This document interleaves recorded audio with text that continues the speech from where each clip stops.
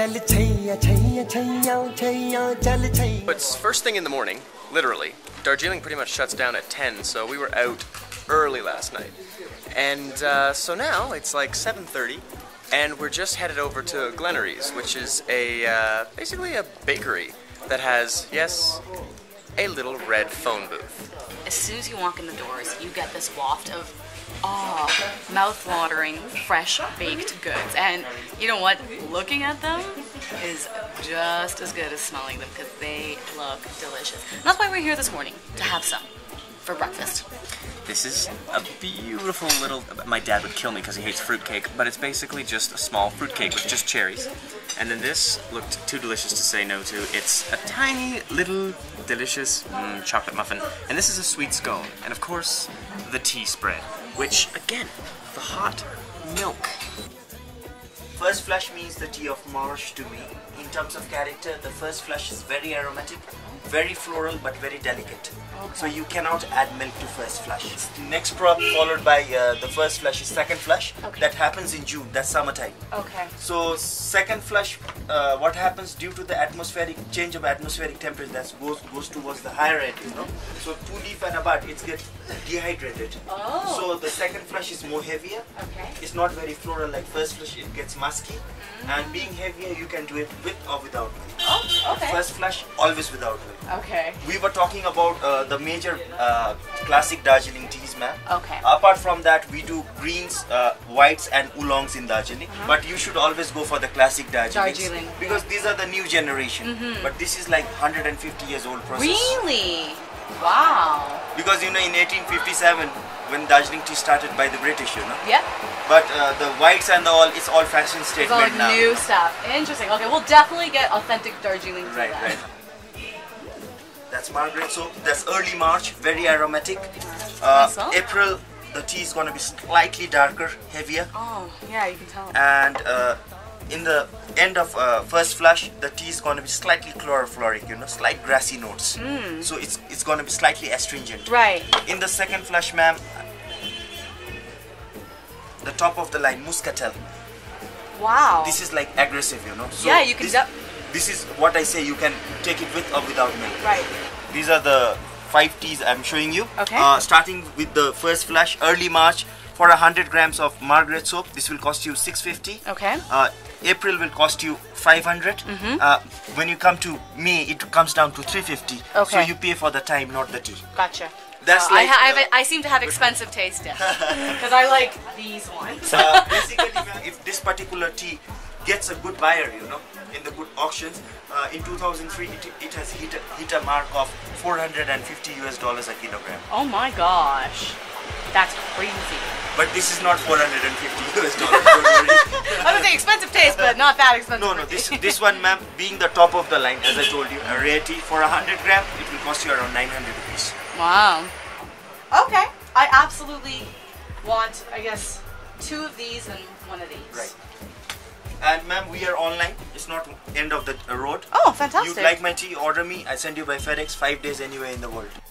It's interesting that the statue of the author of the Ramayana was installed shortly after independence and then reinstalled just a little over 12 years ago. It'd be kind of nice if it had a bit more explanation as to why. This is the entryway and also the exit point of the Darjeeling Hotel, which we're actually saying goodbye to today. And the owner came down and personally gave both of us one of these Buddhist prayer scarves. I believe they're called katas. So, yeah, basically blessings on our journey across India. I am currently sitting in a train. Basically, this is the reason we came to Darjeeling, to ride this UNESCO protected Darjeeling train. It's been established since like the 1800s, steam train. We're taking a joyride down the mountain. It should be fun.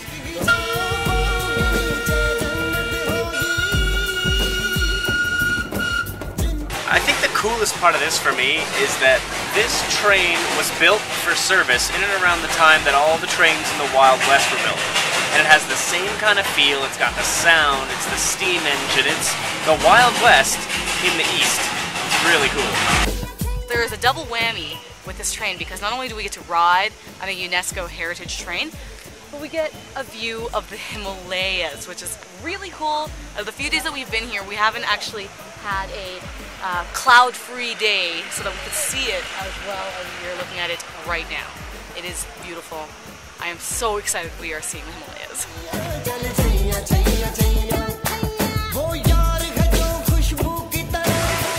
Hey, so we're in Ghoom, one of the Gorkha land kind of towns along the hill, and we're here for about half an hour to kind of explore and play around and learn more about these Gorkhas.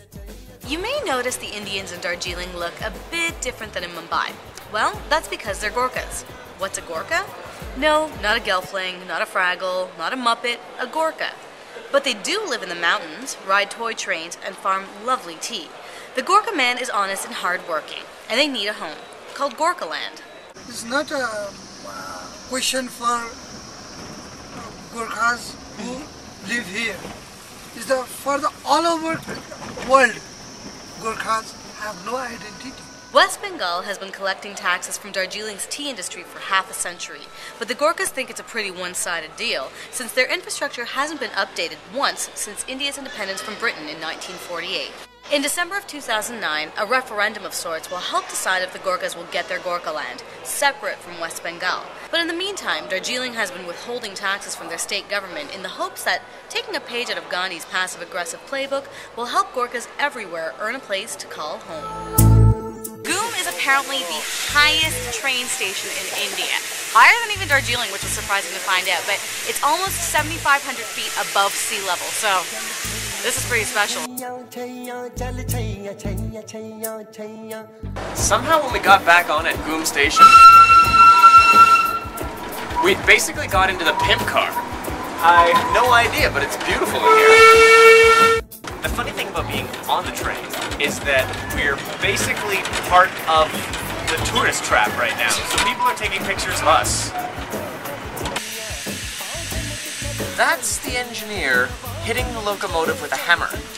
I guess he knows what he's doing. One of the conductors said, "Don't worry."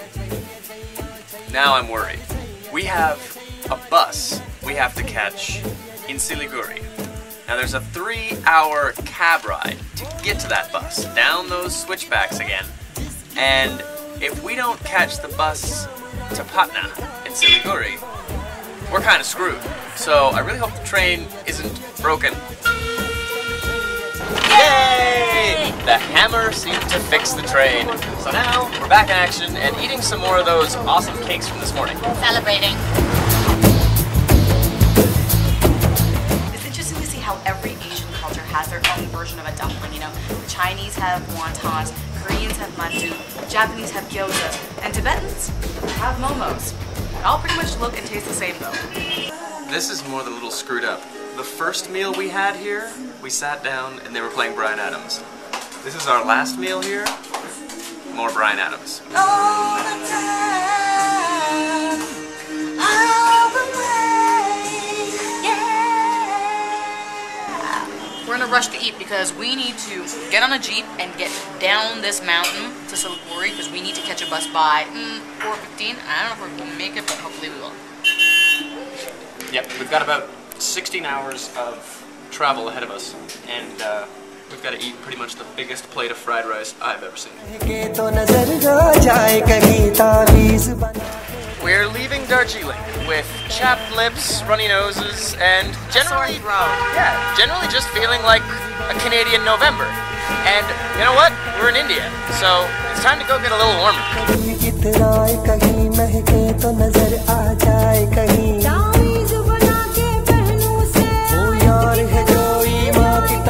We're riding this bad boy for the next 13 hours.